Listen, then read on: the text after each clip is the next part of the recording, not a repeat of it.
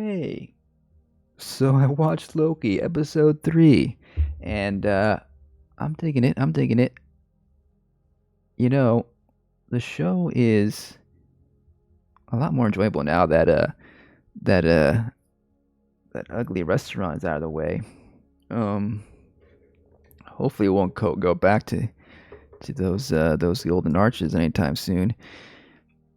But then this episode also featured an odd character played by Jonathan Majors, and that was a bit distracting in the sense that his performance was a little bit too much for me, um, a little bit over top, but it he did seem like he was trying a good deal with it, but it didn't quite work for me.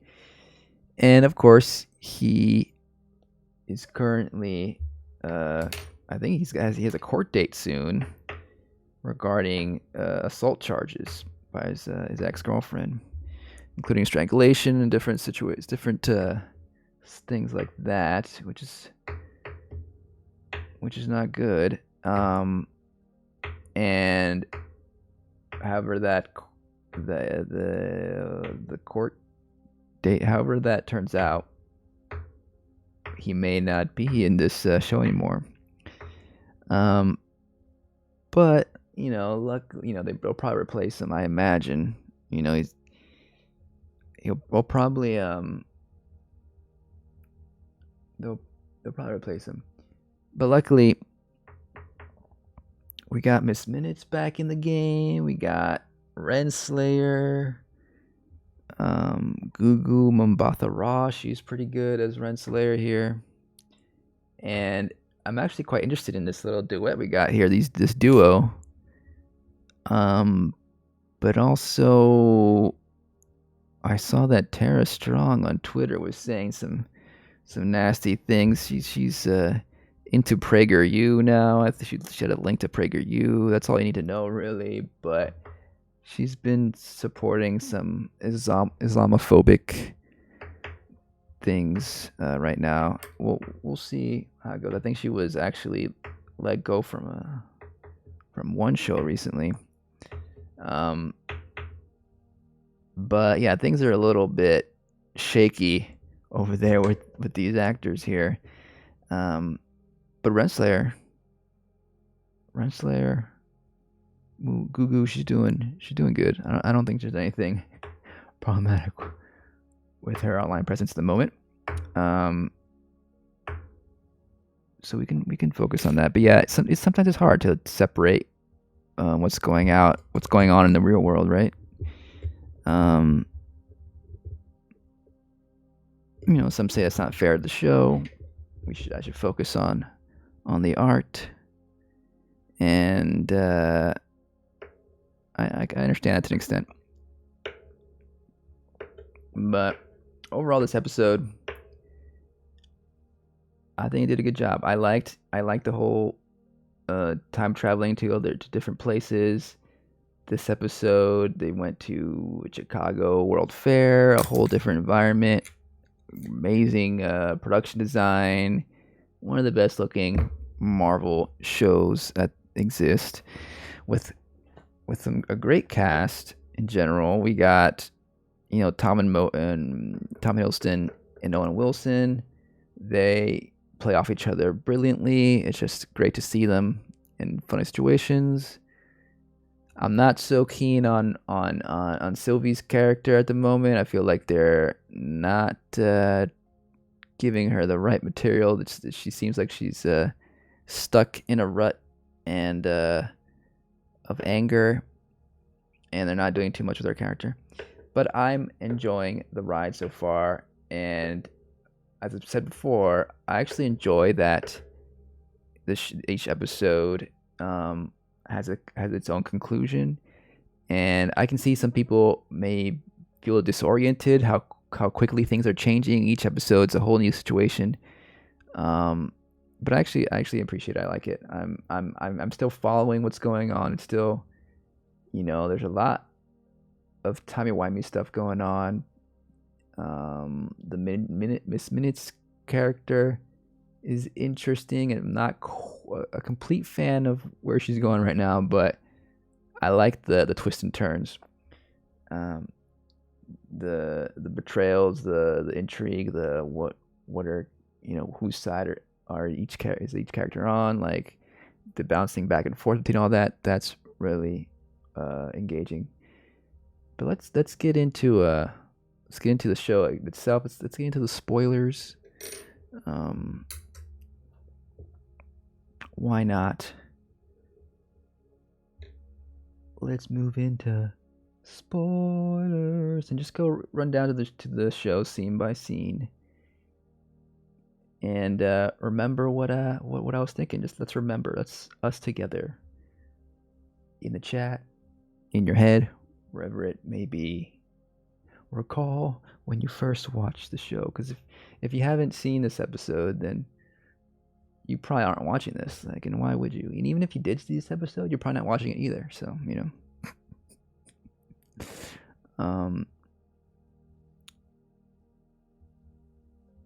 let's get that out of the way. That's my little island back there. Here we go. Here we go. Another last time. McDonald. So Renslayer, we finally got to see her this season, right? She went off with Miss Minutes to find He Who Must Remains, the leader, the creator of this whole TVA thing. And I do appreciate that they changed the Marvel intro here. They actually added some old time music here.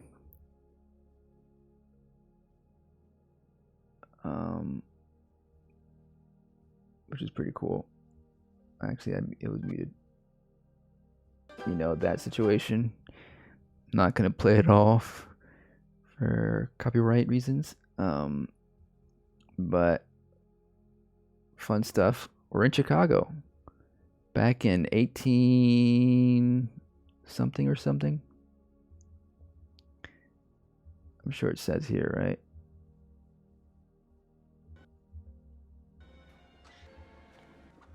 Where is she? 1868. 1868. So, at the Sacred Timeline in Chicago, Illinois. Some more cool time traveling situations going on. Of course, it's Loki. And we got some insight. Okay, so this scene here, Miss Minutes reveals that she's just following the plan laid out by He Who Remains, apparently the one who died, and she needs to leave this book here. And Renslayer, I guess, follows along, but she's a bit cautious and suspicious, and we're already like a bit. This already seems like, okay, Miss Minute, what is your deal here? What is your goal here?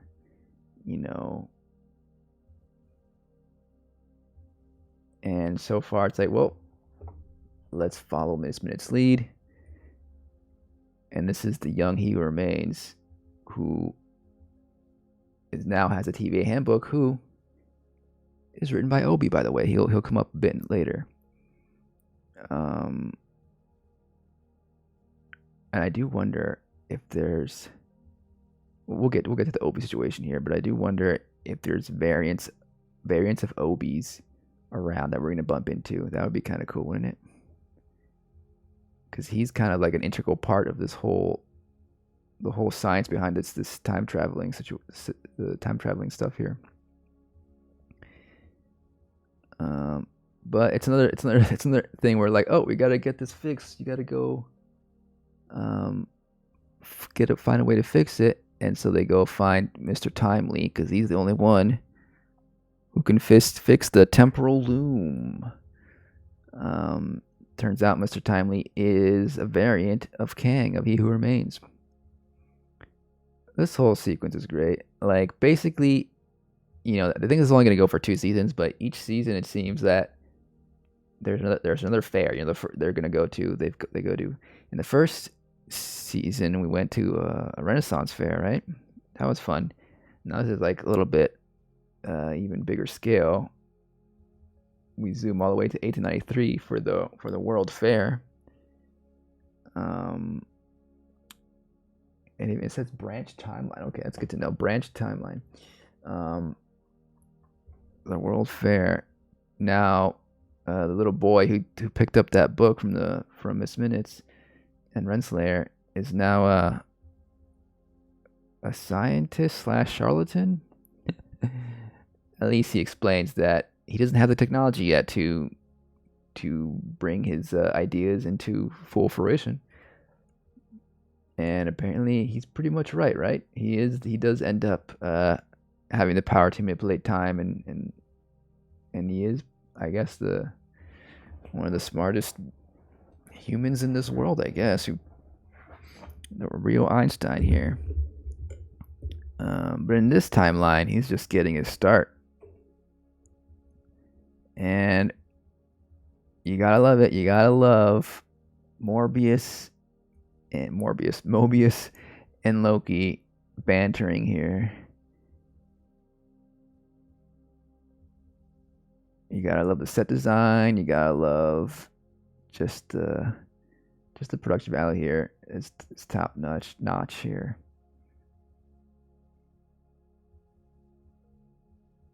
You know, this is really where the show shines and where the show shines and where the season seems to be shining right now, because Sylvie is always not in the picture at the moment, you know.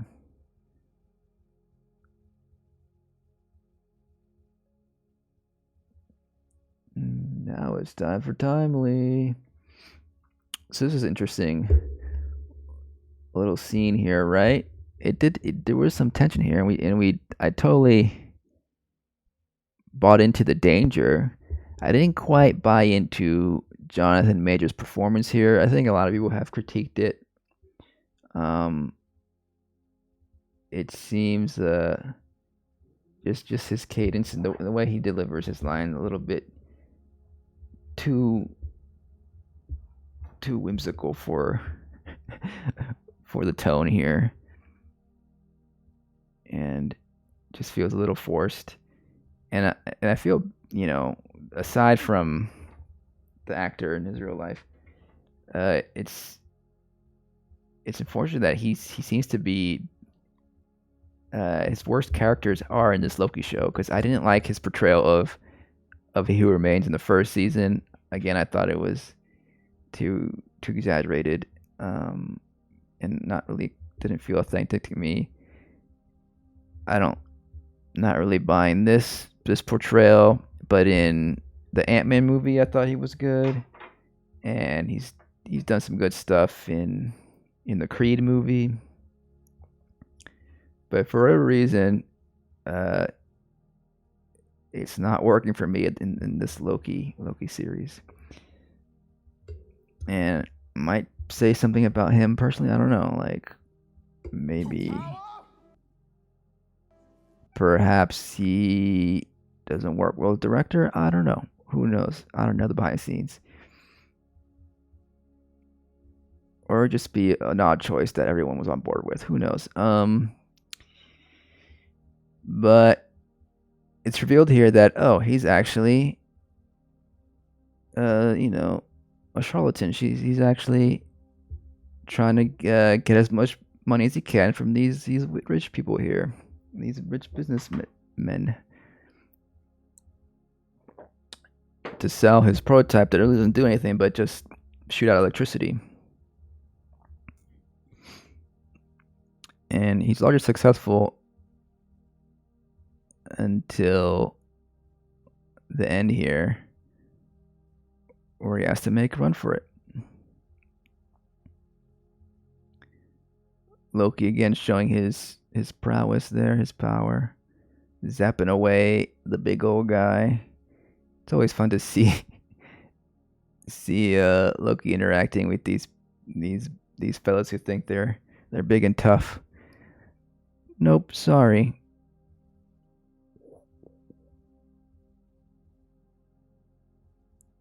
And so now they're Renslayer and Loki Mobius are fighting to get control of Timely here.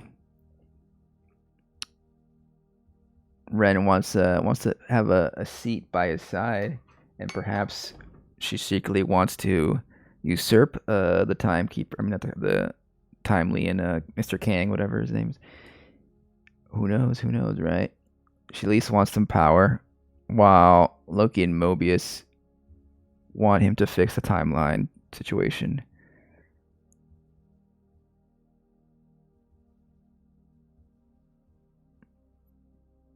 But he gets away, and in comes Sylvie. Now, like I said, I'm not a big fan of how they're dealing with Sylvie's story here. This whole sequence here in the Ferris wheel just seems like a repeat of last episode in a way, and previous episodes where Loki's trying to convince her like, hey, we need Timely. You can't kill him. We need this to, or else the whole universe is gonna cease to exist or whatever. This own timeline, your timeline, etc., etc. Basically repeating what he said at the McDonald's parking lot last episode, and also this kind of being a mirror of the scene of the last episode of season 1, where Sylvie's trying to kill Kang and does, and so just it feels a little bit repetitive. We do get a nice moment there with Renslayer and Mobius, asserting their worldviews.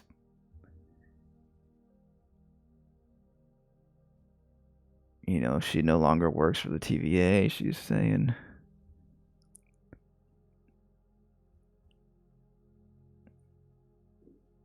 And so this scene is like whatever he actually convinces her. Okay, she doesn't kill him.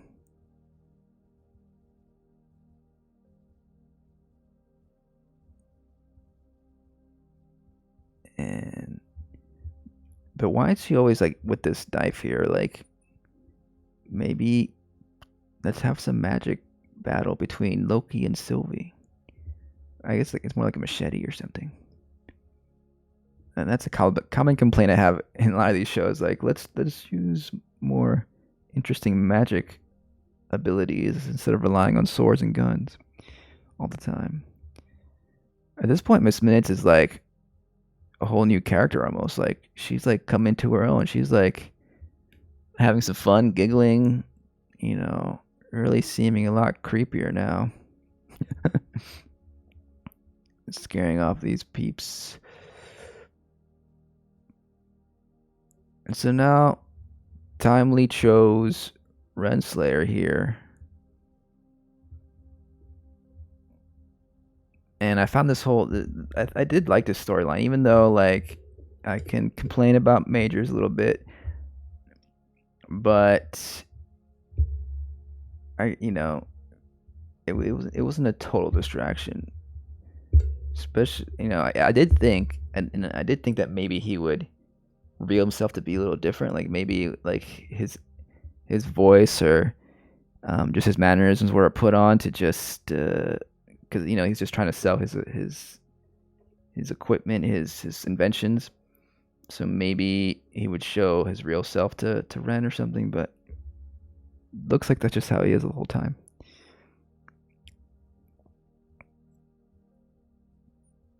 He's trying to understand everything here, and she's explaining that, hey, yeah, you're gonna become a great man. You're gonna be the ruler of the universe, and I'm here to help you get there.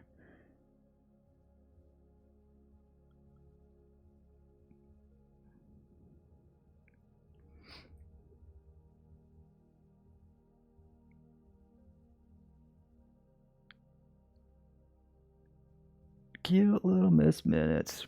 And here we have a little romance going on. I think in the comics, both these characters, Kang and Renslayer, have a on and off relationship or something. So it seems like they are leaning into that a little bit here.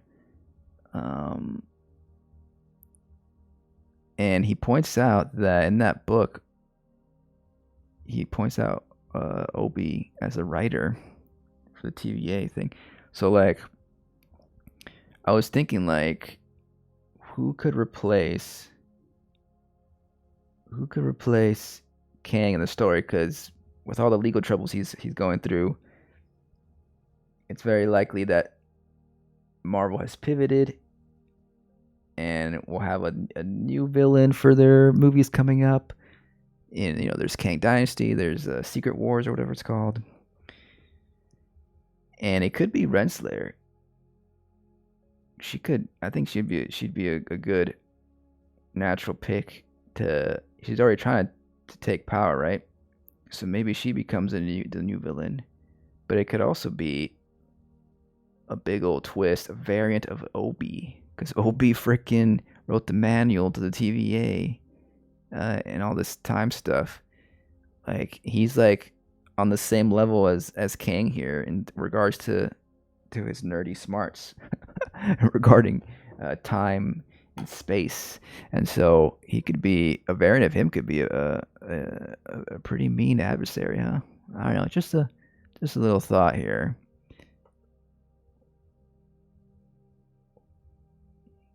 This I did not really see coming, but I guess I should have expected it. He freaking dumped freaking Renslayer over the side of the boat. Because he's easily manipulated by Miss Minutes, by pretty much anyone he feels like is gonna benefit him at the moment. And I do like how this episode basically he goes from one group to another, to next group to next group, like start believing Renslayer, then Miss Minutes, and then ends up going with Loki and Mobius. And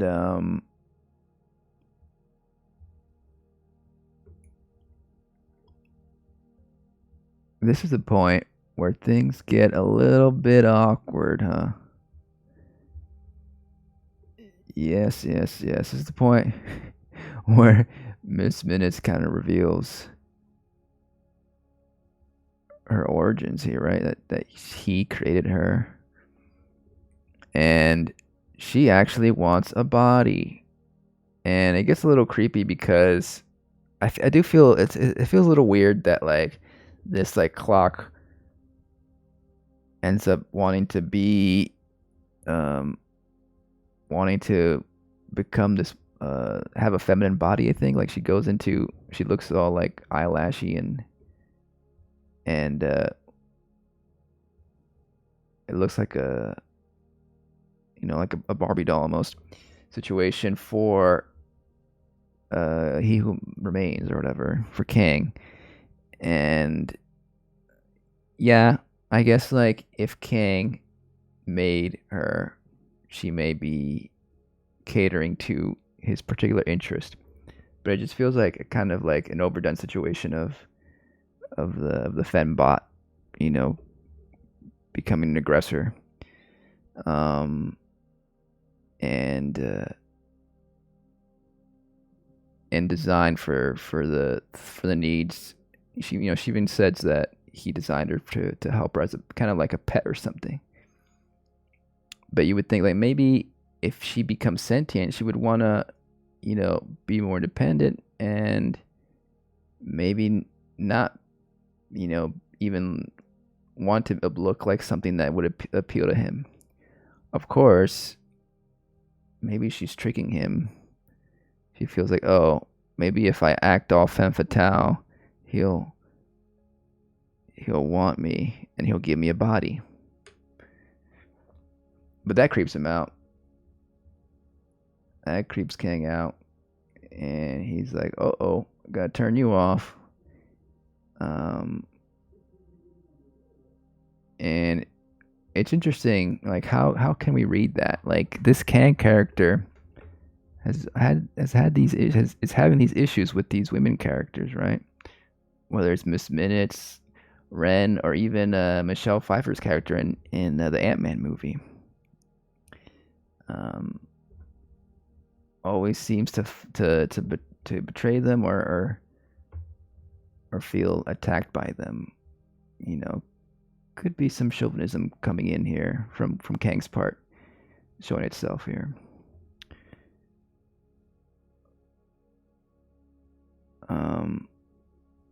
But he's glad to see Renslayer back.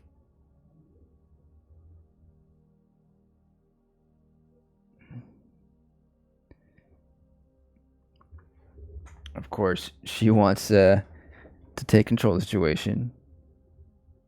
And this little device here looks like those pruning sticks, right? I guess this must be an early prototype. But I don't know where here comes Mobius and Loki. A little bit contrived, but it's okay. It's fine. They tracked her down. They tracked him down. And once again, we got Sylvie, and now we got a repeat of the situation at the carnival or at the Ferris wheel. This is the moment actually where Sylvie decides not to kill Timely here. So I guess this is an important character moment for her. Is she gonna overcome her lust for revenge? Is she gonna feel vindicated when Kang turns on the TVA, time turns on TVA? And it's a bit worrisome here that she's left alone here with Renslayer, right? Because even Mobius and Renslayer have a little glance at each other. Like, is Mobius just like allowing Sylvie to just murder Renslayer? Is that the situation? Like, does he know that she's not gonna murder her? Is he confident? Is Renslayer like completely pissed at Mobius for letting leading her to her death here? Actually, she's just pushing her into a time portal back to the end of time, fulfilling her wish to rule at the end of time, you know.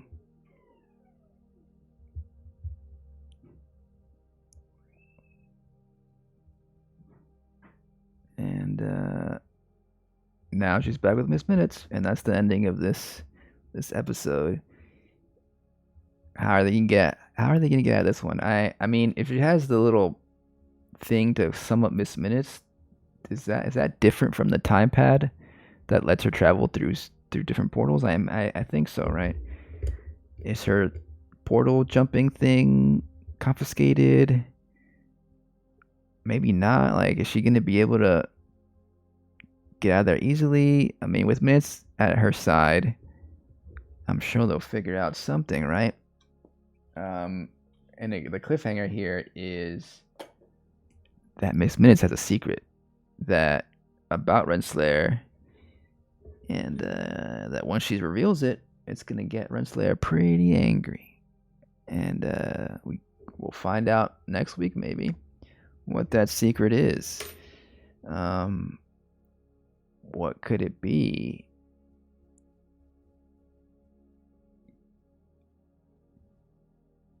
I don't know. Could it be that this Kang did something horrible, and that will motivate her to take over Kang's spot? I